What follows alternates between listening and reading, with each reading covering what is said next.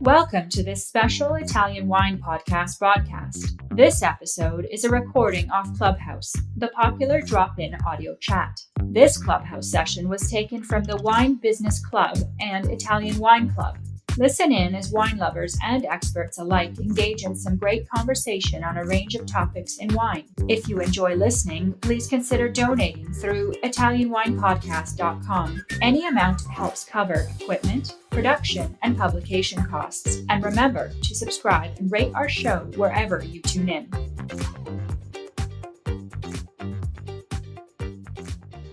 Hello, everybody. Welcome. It is the middle of the day, and this is a special episode of Ambassador's Corner because evidently this is our 50th anniversary, 50th episode since we've debuted on Clubhouse with the Italian Wine Club and wine business. So here we are, and we had started our first episode was with Cynthia, and ciao, Cynthia. Ciao, Stevie. So, as you guys know, Joey's our producer for Italian Wine Podcast, and Laika is our clubhouse manager. All of this Ambassador's Corner is happening thanks to this woman, Laika, but she's not here because I wrote to Joy, who's actually right just next door, and I said, can Laika join us? She can't join us. Is that correct? And she said, yes, she's on a boat. Wait for this. Somewhere in the Philippines. Anyway, so she will try, but I'm not sure how great her sound will be. So I don't see her, so she's not here as of yet. So I know this is not our usual slot, and nobody's around because in Italy, everyone's getting ready for lunch. But we'll see how this goes because, as you know, the real deal is the replay on podcast. By the way, congratulations to everybody because we've hit 3 million. That's 3 million listens, folks, and that is thanks to you and everybody who's listening to Italian Wine Podcast. And if you haven't, please don't forget to subscribe and follow us and send us any comments. Okay, Cynthia, let's get on with the show. So, who is your guest today? So my guest today is Ilona Thun. She comes from the very famous Thun family with their famous ceramics. However, the reason she's here today, of course, is because she and her husband Vittorio created an incredible winery that focuses on the unique wines of Valtenesi, especially the rosés, which you know I'm a huge fan of. And the winery they've built from the ground up is an incredible example of wine communication and wine tourism and experiences at their best. So the excellent quality of their wine is sort of mirrored by the amazing quality of their hospitality.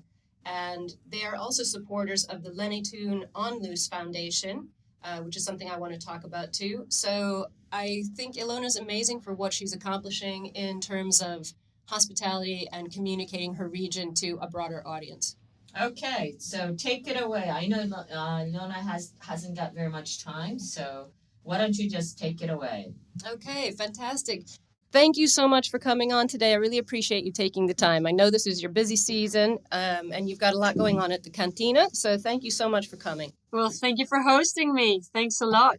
Huge pleasure. Listen, I really want to talk about your winery. It's such a gem in the Valtenesi region, and you've really become like a leading light for all the other winemakers that are there. You and your husband are both from Sud Tyrol. How did you and Vittorio find this spot in Valtenesi on the western shore of Lake Garda? What made you choose this place? Well, thank you very much, and for your enthusiasm and sharing. When you came to visit us just a few days ago, it was really a pleasure to hear that you also appreciate the place where we're building up all this, we call it our experience winery. And we like to host people in this magical place. So we really get warm-hearted when we get this kind of feedback. And how we came here, that is a very good question. It took us a long time, actually. We started off in South Tyrol, so in the northern part of Italy, in the Dolomites. We have a very small wine piece of land there, just 2 hectares. So we began producing there Ilona Thun wine. That's a pure Sauvignon, 100% Sauvignon.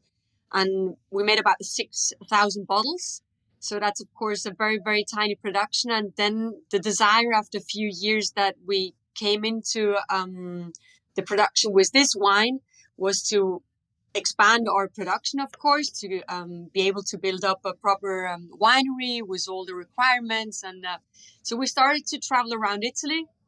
I spent 1 whole year in Tuscany, because that's the kind of place that maybe on top of mind of many people is that perfect spot of the Italian winery, and where you can sit on the porch and sip a good wine, and yeah, just have this kind of combination of hospitality and wine production. So that is actually the dream of our project, to reunite these 2 aspects, these 2 sectors also, because it is a very different way of working, and also of setting up your whole business. So for us, producing wine and in the same time hosting guests in our place, in our winery, means to work 7 on 7, which of course is quite quite intense, but that's what just we love to do. And that's why we then searched around more in whole Italy, and we in the end got to Lake Garda. We love this place because it has many aspects, like great climate all year long. So there's actually just 1 month in January where it's a bit harsher the climate, but then it's pleasant to stay outdoors all year long. And we work with outdoor experiences like the picnic, like the dinner in the vineyard, every month of the year. So that was a very important aspect for us. And also the all the infrastructure. So how to reach Lake Garda. We have lots of airports, highways that lead in a easy way to Lake Garda. So there's not too much hassle for our guests to come to visit us.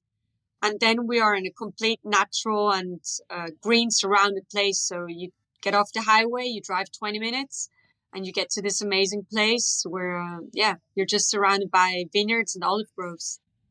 Well, it is. It is such a magical place. It's really beautiful. The first time that I ever went there was a couple of years ago to see you after we'd met in Cannes at a rosé festival, and you were just starting to expand and to build the new winery, expanding your labels and grappa and olive oil. So over COVID, you built this incredible facility that I just visited the other day. Your main focus is on rosé. So why are the rosés so important in Val Tennessee? Has that always been the case? What grapes are you using, and why are those so special to you? Yeah, well, that's another very good question. How famous and how old is the production of rosé in this area? And the answer is actually since ever. This is a very ancient production area for wine in Italy, but it has never grown big. It has never been same as the Provence for France, whom many people know, and you just need to say that word Provence and you directly connect it with great rosé wines. So when you say Val Tennessee, not even many Italians know this production area. It has it has similar climatic conditions as the Provence, so that constant wind. Also, in terms of soil, we have a quite poor soil, so the roots of our grapes, they go quite deeply down. That gives the wine lots of minerality. We have this morenic gravel ground, so sand mixed with round stones that come from the glacial areas that caved Lake Garda.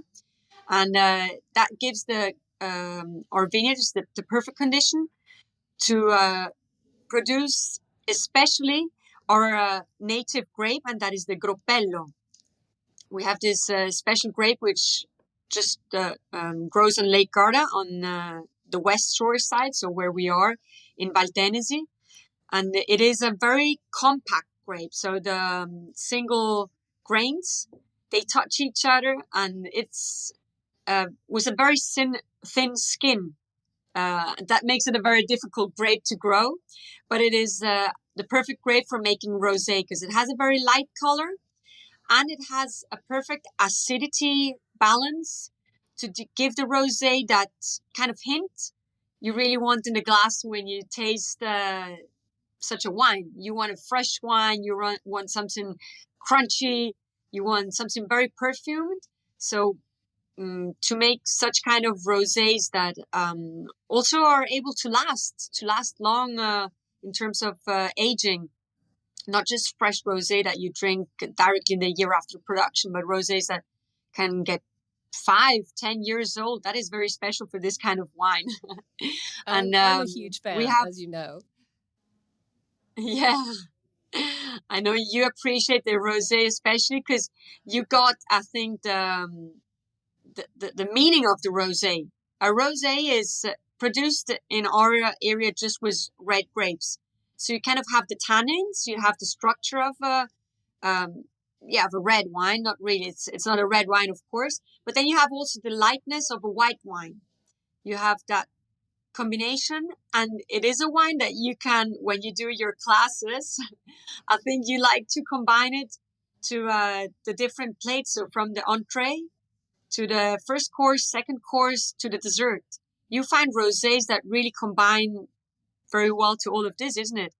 Absolutely true. And Conti Tune is making sparkling and still, and as you said, an ageable rosé that I think is really something special. So I highly recommend that everybody take a look at those wines. But I really want to talk to you about what you've been doing lately. Wine tourism, we know, is so important to Italy now, especially after COVID, getting people back here and into the vineyards and into the cantinas to taste wine in person like we couldn't do. Tastings over Zoom, I'm sorry, I just never could really get comfortable with that, even though I did many, many of them. So over the past year, as I Sure, said, yeah. you built a new venue, and you've got plans for doing more. So where do you see the future of wine tourism going? How did COVID affect everything for you at your winery? It affected it quite strongly, as you mentioned, and strongly in a positive way, fortunately. We learned to become much more online on one side, and on the other side, we learned to, um, yeah, host our guests with more attention and with more experiences. So giving them a big choice in the different activities you can do, like just a simple aperitivo. We have this aperitun where you just sit on the porch in front of the vineyards and you have a tasting of our different wines with a combination of nibbles. Or like the picnic is one of our best sellers. So we also we started off with the picnic already before the COVID, but then we made it even more likely for our guests. We got lots of feedbacks, and it's all this want and need we see very much in the wine tourism to be outside, to be in the nature, I think that's but what I having a love about. service. Yeah, I think that's what I love about what you're doing is that you're offering a lot of different packages. I think so many wineries in Italy could learn from what you're doing in terms of offering guests, a really 360-degree view. A lot of wineries only do tastings in the cantina. I love the fact that you're outside in the vineyard. I think this is a great way forward. As you said, people want to be outside. They want to see sustainability. They want to learn about where their wine is growing. And I think that's something that you're leading in. Also, your social media is truly incredible. Why have you decided to put so much focus on the method of marketing and getting your brand out there through Instagram? Is it effective? I mean, are your guests finding you that way? What would you advise other wine producers to do? Yeah, the social media point is a very important one, and as I mentioned before, the COVID gave us a big kick in this, and we were in this COVID situation. So, as a young winery, we could not go to big fairs. So, Vinitaly was off, of course. Other big fairs in the rest of Europe, of course, weren't taking place either. So there was not much choice to talk with whomever we wanted to get to, and we remade our whole website, making it an online shop so that people could reach us easily, also with all the experiences, and book them directly on the website. And in terms of social media, it is actually a big focus, and it kind of explains the way we approach the whole strategy of our winery, and we're very easy. We have a kind of touch of elegance, and with of course also a precise strategy, but then we take every day very easily and like to share it with our audience. So at the moment we grew on our social media page on Instagram to what are we, something like 23,000 followers now, and they're very, very interactive. So they really want to know every day what is on in the winery, which kind of events we have going on. If they cannot reach us, they live maybe too many kilometers from us, then they're happy to see what is happening. And it's kind of a way to be in the nature and get a feeling of what is going on here. And we see that people like it very, very much, and also are happy to use it in an active way. So it's about 60 to 70% of our bookings. So for all the wine experiences I'm talking of now, they're coming from social media. So people, they write us on direct mail in Instagram and book their experiences. They ask if we have a table available for aperitivo in the evening, or if they can come for a wine tour, or if they can book a hen's party, many of those, or a birthday or something special to celebrate. So what people mostly like of our winery is that we're open 7-on-7. And that is one of the main suggestions I would give to other colleagues of wineries in northern Italy, that most of the wineries, they close on Saturday afternoon and Sunday. And that's the only moment when guests can come to visit the winery. Yeah, it's a problem. That's I've had clients and even family and friends around, and the time that I'm free and they're free is weekend. So if we can't get to a winery on a Saturday or a Sunday, we're not going to get there at all. I think you're right. Producers need to be a little bit more open-minded, a little less Italian about being shut on Sundays. So that's a great piece of advice. I know the other thing that you're doing is you're part of the consortio of Tutela Chiaretto and Bardolino and Rosa Autoctono. Can you tell us a little bit about those organizations and what they're doing, why they're important to your region? Sure, yeah. So I just have to say that I'm not of the Bardolino. We have nothing to do with that. That is the other side of Lake Garda. That is the east side. And the consortium we're part of, and I'm on board, is the Valtenesi. So Consorzio Valtenesi. That is the local west side Lake Garda wine aggregation of the producers. And it has been the past 10 years were quite difficult in this consortium, because there was a big hassle about how to call it, if Riviera del Garda, Valtenesi, other names, Bresciano, and of course this is very confusing. So in the past 10 years, this has been fixed to the one name, Valtenesi. And since then, there is much investment, if you could call it like that, in communication, in events they're doing.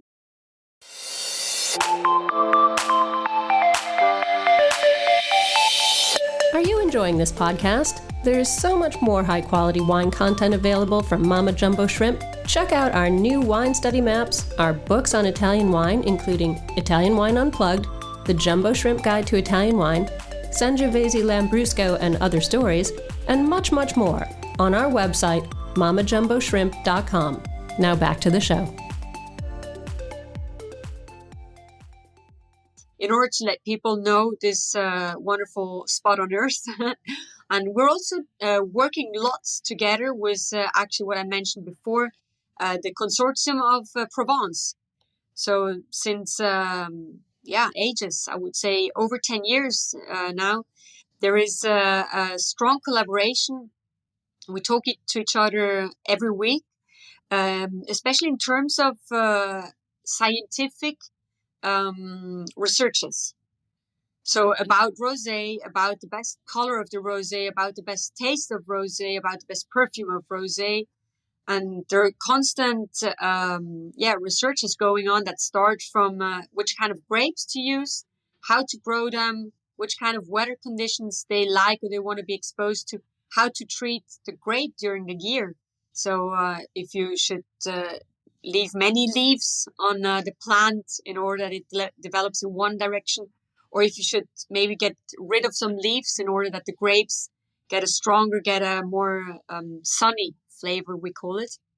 So yeah, there are many, many details I don't want to now go into because it would take us too long, that are being researched together with Provence, and that gives us a strong standing because they're kind of the big brothers for us.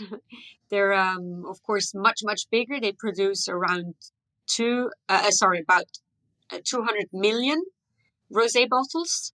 Just to have a confrontation, the Valtenesi Consortium, we produce 2 million bottles. So 200 against 2 million. That's, of course, very big in terms of numbers. But we work together with them on top of research, also in terms of communication. So also Consortium Valtenesi and the Consortium of Provence, we have social media program with influencers. They tour around from one area to the other one. So to make produce content about these regions and let it grow, let it know to big audience. That's so interesting that you're sort of working together with the Consortium of Provence. It's kind of like consorting with an enemy, I would have thought. They're big, their style is different from yours, and you've turned that into a more positive collaboration rather than a competition, because your style very is positive. quite different. Yeah, I think that's amazing. I mean, are you exporting your wines now outside of Italy? Where are you selling your wines mostly? Well, we are a very, very small winery at the moment because we're in a process to grow. We at the moment produce 50,000 bottles, which is quite small for a winery. Medium wineries produce around 500 bottles. Big wineries over 1 million bottles. So we at the moment are selling mostly in our winery itself. So people that come to visit us directly here. We are actually also exporting mostly to Central and Northern Europe. It's much of the request comes from Germany. We have little restaurants and little wine shops that request our wines, and something also in the UK, Netherlands, Belgium, something around the northern European countries.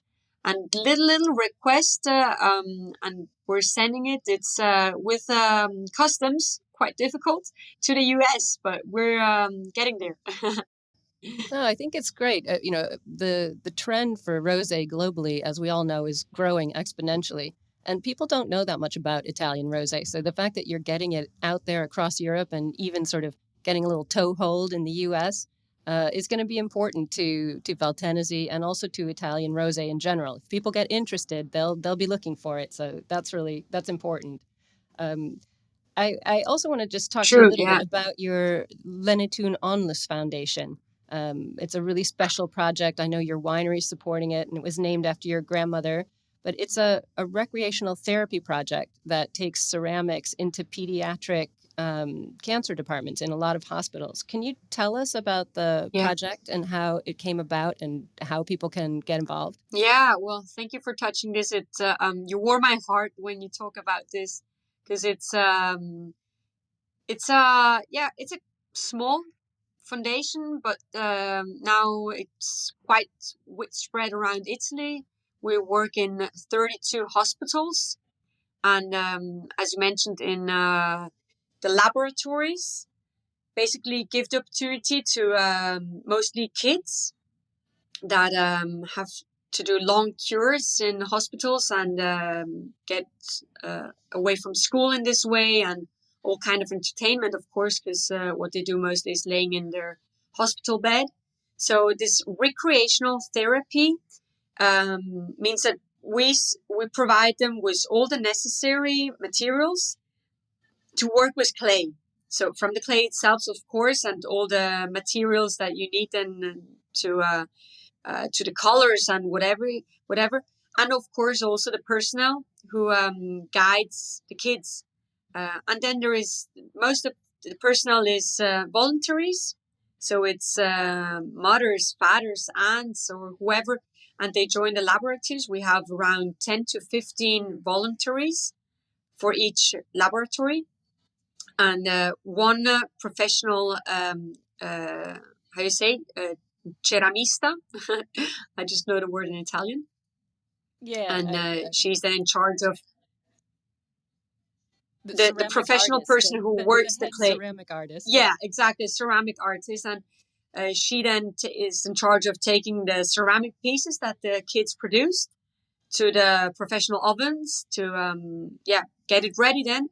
And most of the things that the kids create, so we gave them some themes like the woods, or once it was their dreams, their desires, and they produced like half globe, and then the half globes, they were united to one big globe. They were around like 30 centimeters wide, and they were all hung up on the main Christmas tree on St. Peter's Square, so in Rome. And all the kids that could get out of the hospitals, in total was 500 kids, they were invited to meet the Pope in a private ceremony in Rome. So what also this encounter with the Pope also, of course, is about, it's therapy that produces, tell me if I'm correct, endorphina. Yeah, absolutely. Endorphins, the good Endorphins, feeling perfect, thank you. chemicals. Exactly, yes. And this helps then, it's scientifically proven, this helps to the medicines to work better. So they're doing the chemotherapies most of the time, and to get them more effective, if they have the endorphins and of course all the rest of their body working better, all this makes them get out of the hospital in the end better and sooner.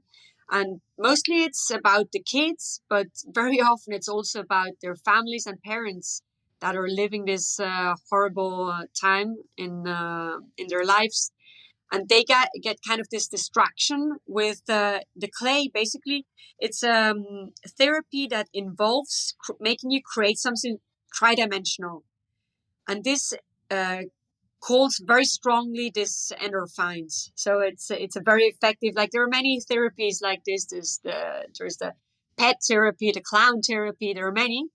With the clay, it has this very special and strong effect. So the best way to support actually these laboratories, you can go on the website. It's called fondazionelenetun.org. So Fondazione Lenetun, and you can adopt a laboratory and just basically support it with whatever amount you prefer. Our main aim in searching for supports for these kids and laboratories is with single tiny drops from many people. So we have a bracelet to say thank you. It's a very tiny, thin string with a little wooden heart. And you can find it in all of the Thun shops around Italy. It's around 900 shops in Italy you can find it. You give €1, and with this €1 you support the foundation, and as a thank you you get this bracelet which we call filo d'amore. So filo d'amore means thread of love, and yeah, that's what we just want to do with single little drops.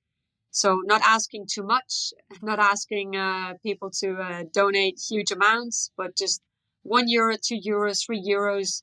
What we do in the winery here is we organize afternoons for healthy kids. So we spread the voice in schools or kindergartens, and the families come in the afternoon, and they find the figures of clay of Thun, so molded ceramic figures, and they're not colored, so they find them completely raw.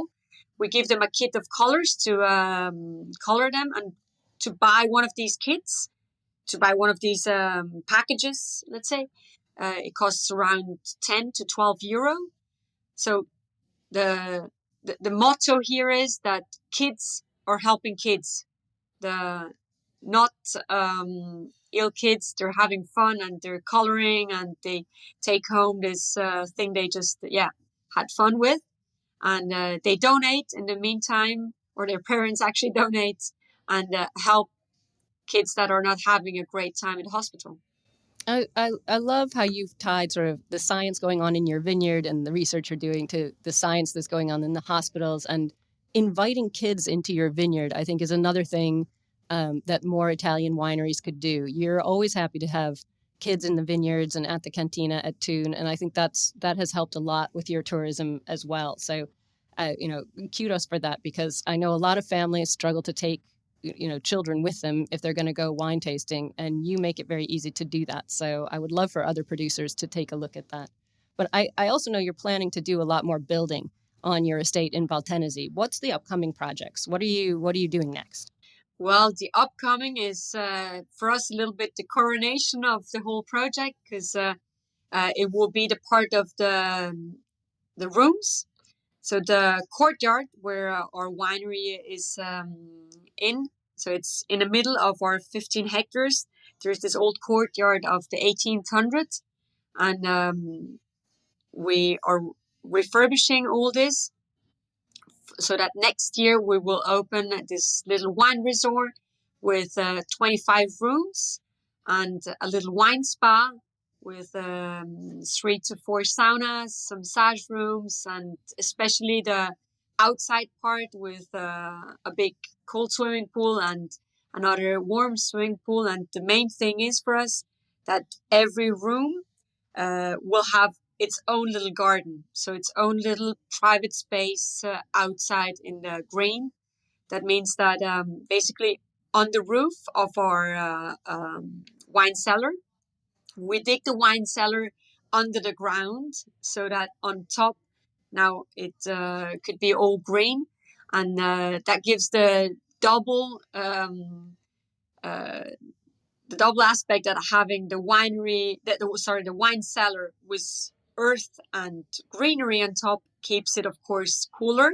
So that's what the wines want.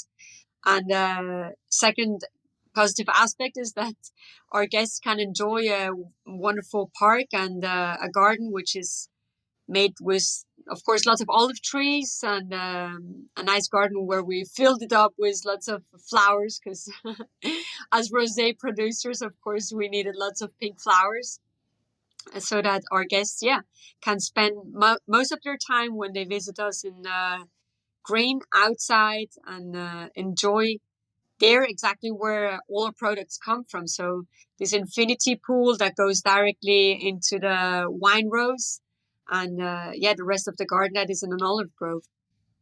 Well, that's great. I think that's enotourism at its best. Now you've got 360 degrees. Your guests can come, they can taste wine, they can be in nature, and they can sleep over. So a great model for other producers, not only in your region, but all across Italy, to attract more visitors, keep them with you for a couple of days, let them really be immersed in your vineyard. So thank you so much for sharing all of that. I hope it inspires other producers to do some more interesting things to get more tourists into here and into drinking our wines. And I know you are a very busy woman, so I won't keep you any longer. Thank you so much for sharing your time today. It was really great to hear you.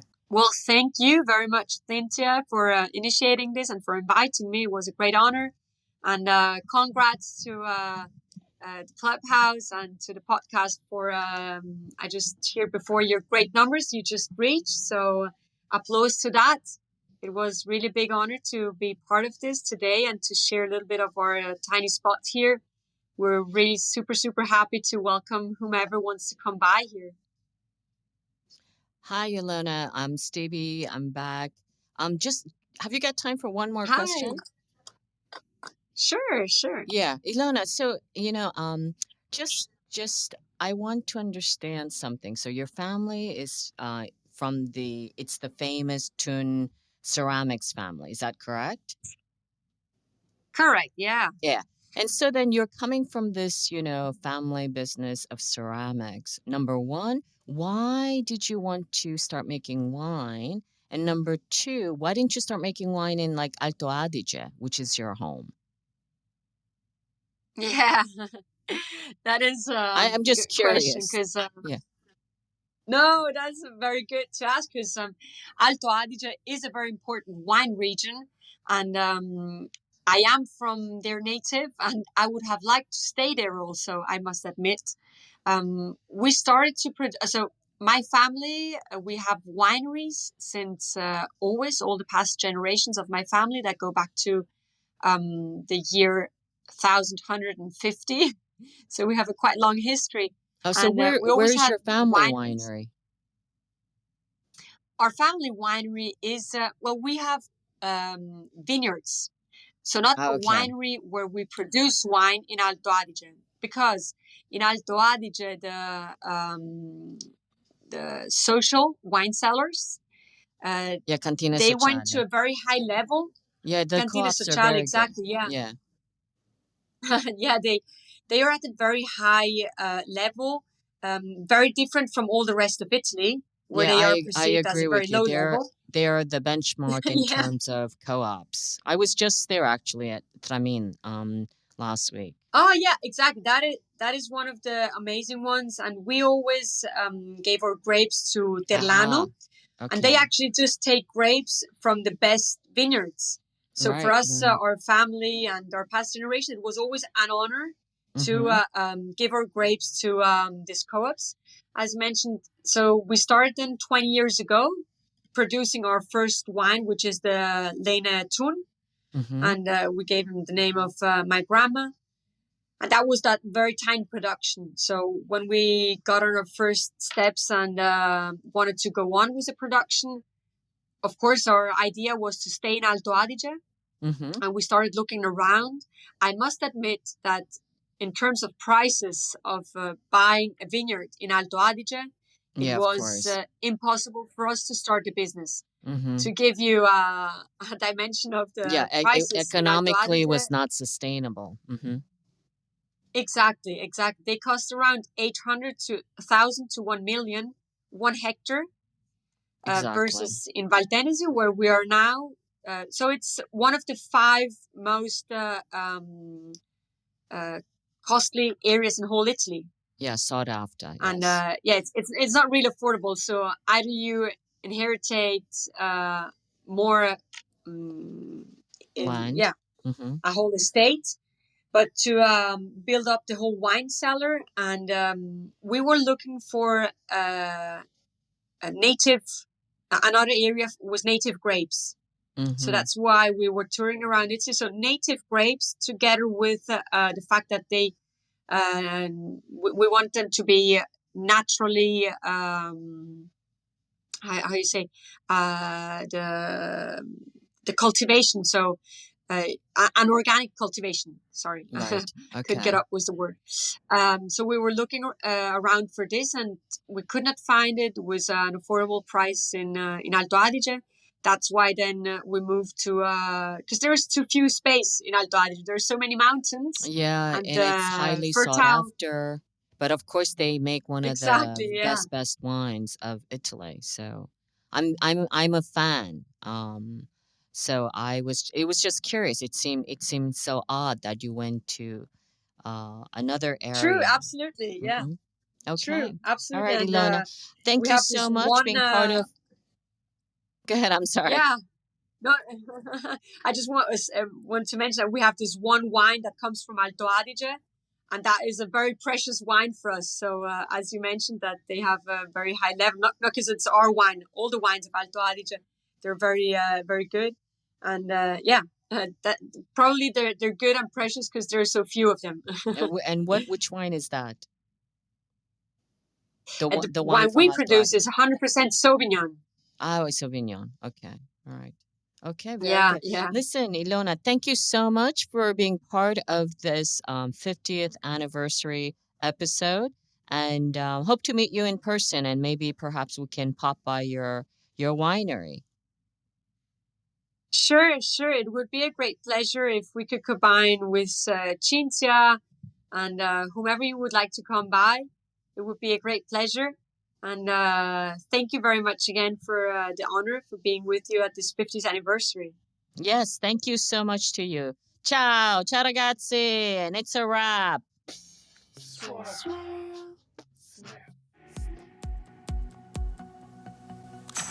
Listen to the Italian Wine Podcast wherever you get your podcasts. We're on SoundCloud, Apple Podcasts, Spotify, Himalaya FM, and more. Don't forget to subscribe and rate the show. If you enjoy listening, please consider donating through ItalianWinePodcast.com. Any amount helps cover equipment, production, and publication costs. Until next time, chin chin.